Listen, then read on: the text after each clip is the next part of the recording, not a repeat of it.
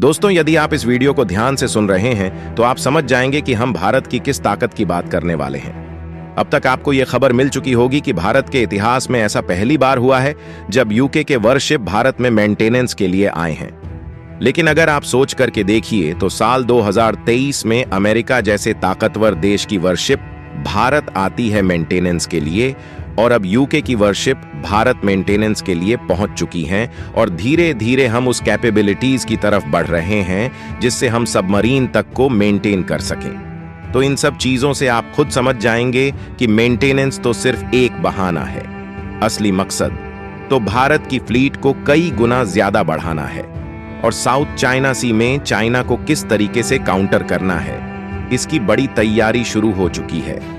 तो ये इस रिपोर्ट को बहुत ही आसान भाषा में समझते हैं। बस हमें सपोर्ट करने के लिए इस वीडियो को छोटा सा लाइक और चैनल को सब्सक्राइब जरूर कीजिएगा। देखिए, साल 2023 में भारत में अमेरिका की 3 वॉरशिप्स मेंटेनेंस के लिए आती हैं। साथ ही यूएस नेवी के साथ भारत अगले 5 सालों के लिए कॉन्ट्रैक्ट फाइनलाइज कर लेता है, यानी कि इन चिप्स को हम अगले 5 सालों तक रिपेयर करने वाले हैं।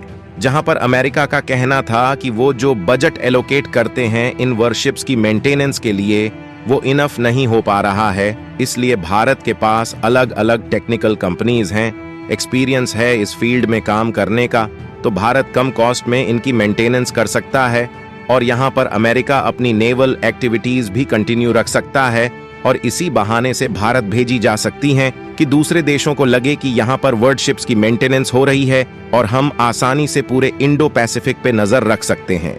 वहीं सेम सिचुएशन यूके के साथ हुई है, जहां पर यूके की 2 वॉरशिप्स भारत पहुंची हैं, जिसमें पहली का नाम है British Wales royal fleet एलरी Argus और दूसरी है रॉयल फ्लीट लरी लैम बे। और जैसे ही यूके की ये 2 बड़ी वॉरशिप्स भारत पहुंचती हैं, पूरे चीन में हल्ला हो जाता है। वैसे तो चीन को शुरू में लगता है कि ये बड़े खतरे के संकेत हैं, लेकिन पता चलता है कि ये सिर्फ मेंटेनेंस के लिए आई हैं। लेकिन चीन की धड़कनें बढ़ी हुई हैं, क्योंकि इससे भारत मल्टीपल फायदे उठाने वाला है।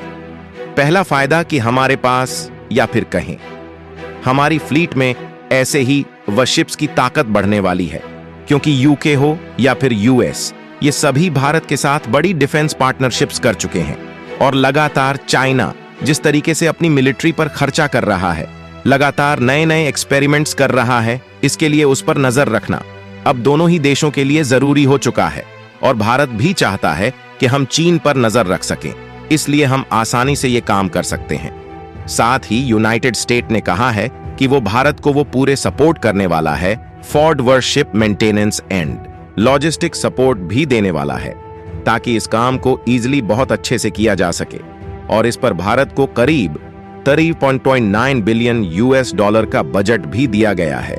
अब एलएनडी जैसी पावरफुल कंपनी इस काम को कर है, जिसका काफी अच्छा एक्सपीरियंस मिडिल ईस्ट में है। एलएनटी शिप बिल्डिंग इंडस्ट्री में बड़े स्केल पर काम करती है, तो एलएनटी के लिए यह काम करना काफी ज्यादा आसान होगा। और फ्यूचर की प्लानिंग ये है कि हम बड़े बड़े डिस्ट्रॉयर्स, वॉरशिप्स और बिग शिप्स को भी यहाँ पर मेंटेन करेंगे और इन फ्यूचर हम यहाँ पर बड़े एयरक्राफ्ट कैरियर्स, सबमरीन तक पर अपना हाथ मारने वाले हैं। तो डेफिनेटली भारत एक स्ट्रांग पावर के साथ बढ़ रहा है। जिस तरीके से चीन गलत तरीके से श्रीलंका में आकर के भारत पर निगरानी रख सकता है, उसी तरीके से अमेरिका मेंटेनेंस के बहाने भारत आ सकता है और जो चाहे वो मिलिट्री परफॉर्मेंस भारत के साथ मिलकर के की जा सकती है। ये वाकई काफी स्ट्रांग स्ट्रेटजी है और इसके ऊपर बहुत दिमाग लगाया गया है। फिलहाल इस पर आप क्या क्या सोचना है, आपका क्या ओपिनियन है कि हम इजीली इससे चाइना पर नजर रख सकते हैं या फिर नहीं? कमेंट्स में अपनी राय जरूर लिखिए। भारत के ऐसे ही यूजफुल इंफॉर्मेटिव वीडियोस पाने के लिए आप हमारे चैनल को सब्सक्राइब कर लीजिए। जय हिंद, जय भारत।